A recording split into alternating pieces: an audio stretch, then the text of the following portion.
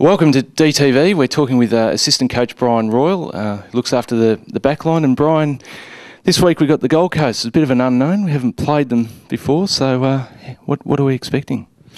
Matty, it's it's certainly another game that you've got to prepare for. We know a fair bit about them. I mean, as much as they're a new team in the competition, I mean, you had an opportunity to have a good look at a lot of their players last year playing in the VFL, and certainly obviously the AFL experienced players that have gone up there we know a fair bit about. So it's no different to any other team. You've obviously got to do a little bit more work on some of the younger players because you probably don't know them as well, but certainly we're well ahead in our preparation for the game. What's it sort of like just coming up against a team that haven't played before? I mean, for the players it'll be a little bit different as well because they probably won't have the knowledge of the coaches, just sort of implementing that sort of knowledge to them. Yeah, well, Matty, our playing group are pretty good. I mean, they will come in and we're just about to have our opposition meeting, and the players come in pretty well prepared these days. I mean, they're full-time footballers and they're expected to come to these meetings having a very, very good knowledge of not only the individuals within the team but what the team's strengths and weaknesses are. So I'd be very surprised if that was the case. Yeah. And this week, I mean, Gary Ablett's one of the keys for them. He's obviously bounced back even stronger last week despite them going down. How do you sort of address him as a player?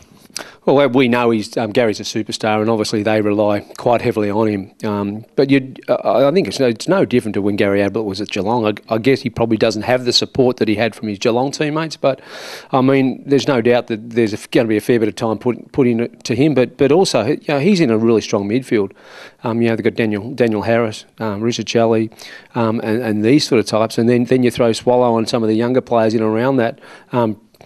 They're very formidable, and as you can see by the stats will tell you that they're very strong at stoppages. So it's going to be pretty important for our group. Yeah.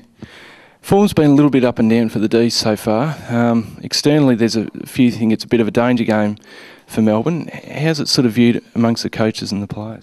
Oh, this is a really important game for us.